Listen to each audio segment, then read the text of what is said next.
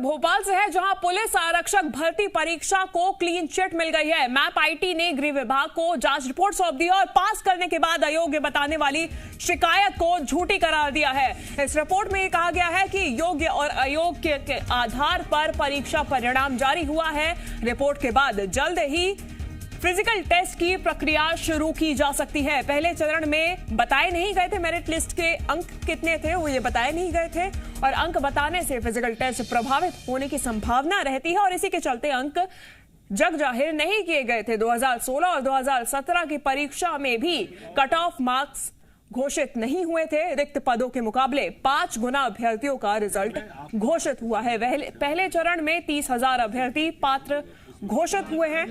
तो ये रिपोर्ट अब मैप आईडी ने गृह विभाग को सौंप दी है। आपको बता दें कि ये पूरा मामला पुलिस आरक्षक भर्ती का है, जिसके रिजल्ट में घोटाले की बात कही गई थी, गड़बड़ी की बात कही गई थी। तो ज्यादा जानकारी के साथ जी मीडिया संवाददाता आकाश हमारे साथ जुड़ गए हैं।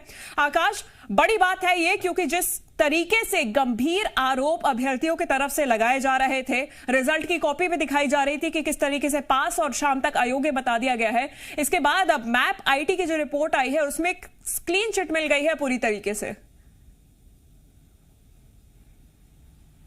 देखिए, मध्य प्रदेश पुलिस आरक्षक भर्ती परीक्षा 2020 का यह पूरा मामला है, जो परीक्षा 2022 में आयोजित हुई थी। परीक्षा के बाद छात्रों ने कई तरह के आरोप रिजल्ट को लेकर लगाए थे, लेकिन गृह मंत्री ने इसे कूट रचित करार दिया था और मैप आईटी को जांच के निर्देश दिए थे कि मैप आईटी की सहायता से जांच किया जाएगी। जांच रिपोर्ट अब गृह विभाग को सौंपी जा चुकी है और पूरी तरह से क्लीन चिट मिली है, यानी कि परीक्षाएं निरस्त नहीं होंगी। इसकी पूरी संभावनाएं खत्म हो गई हैं। पीईबी ने स्पष्ट रूप से जो पहले सफाई दी थी, लगभग वही बातें इस रिपोर्ट में हैं जो मैप आईटी की जांच में सामने आई है।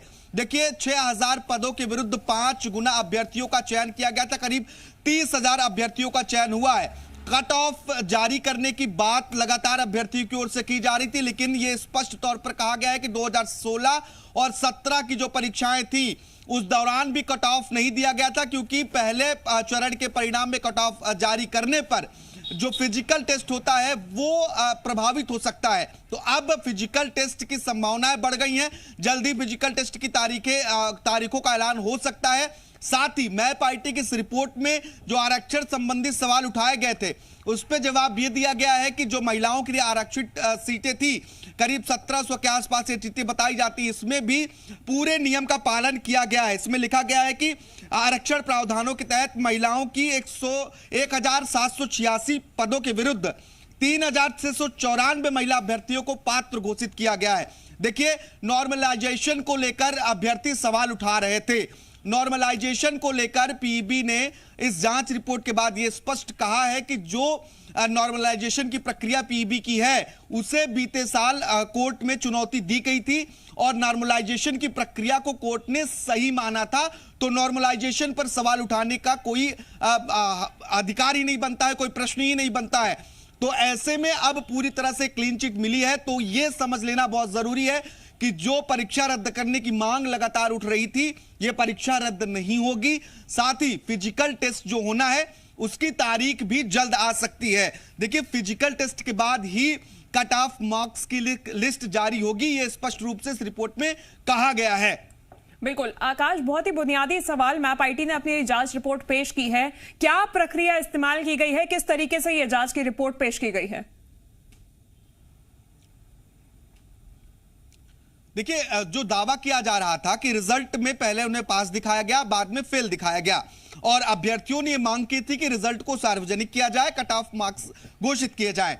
तो इस संबंध में यही बात सामने आई है कि जो रिजल्ट थे वो गलत हैं, क्योंकि जो वायरल रिजल्ट हो रहे हैं वो गलत हैं। इसमें स्पष्ट तौर पर कहा गया है कि पीईबी सिर्फ एक बार ही रिजल्ट जारी करता है और वो रिजल्ट साफ होता है। इस रिपोर्ट में इस बात का जिक्र किया गया है कि जब आपकी परीक्षा समाप्त होती है उसके बाद अंक शो होते हैं आपके मॉनिटर पर, उसके आधार पर आप दावे आपत्तियां उठा सकते हैं।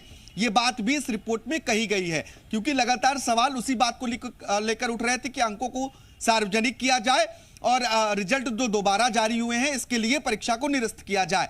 तो इस रिपोर्ट को सौंपने के बाद